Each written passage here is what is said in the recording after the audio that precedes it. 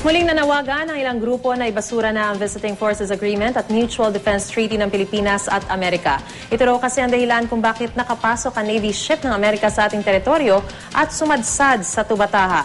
Mula sa Maynila, may ulat on the spot si Rida Reyes. Rida! Maris, nagsama-samang ilang militanteng grupo para muling ipanawagan ang pagbasura sa Visiting Forces Agreement sa pagitan ng pamahalaan ng Amerika at ng Pilipinas.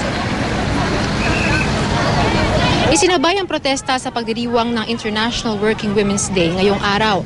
Ayon sa grupo, sa bisa raw kasi ng VFA kaya napayagang magpagala-gala ang mga barko ng Amerika sa Philippine territory gaya ng USS Guardian na sumadsad sa Tubataha Reef nitong Enero. Pero bukod sa kalikasan at yamang tubig, kasamang nasisira rin daw ang dignidad at soberanya nating mga Pilipino sa pang-abusong ito ng Amerika lalo pat wala namang pangil ang ating pamahalaan para labanan ang Amerika. Tinawag na Akin-Obama Partnership ang pagsasanib pwersa ng Pilipinas at ng Amerika sa mga polisiyang ito. Ginahasa na raw ng mga Amerikano ang mga mamamayan, ginahasa pa ang kalikasan at ginahasa pa pati na rin ang soberanya ng Pilipinas.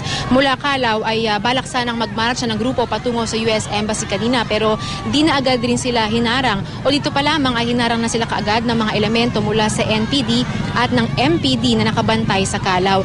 Nagkaroon ng kaunting tensyon ng magkatulukan sa magkabilang panig pero di na rin nagpilit na umabante ang mga militante kaya kalaunan ay nauwi rin naman ang lahat sa kaayusan. Samantala, isang pulis Maynila at isang reliyista ang nagtamo ng kaunting galos sa katawan bunsod ng tulakan. Sa mga oras na ito, Maris, ay katatapos-tapos lamang ng isinagawang programa ng mga reliyista at pagkatapos ito ay tutungo na ang grupo sa Liwasang Bonifacio at sa Mendiola para sa pagpapatuloy ng kanilang programa. At yan muna ang pinakasariwang balita mula rito sa Maynila. Maris? Maraming salamat, Rida Reyes.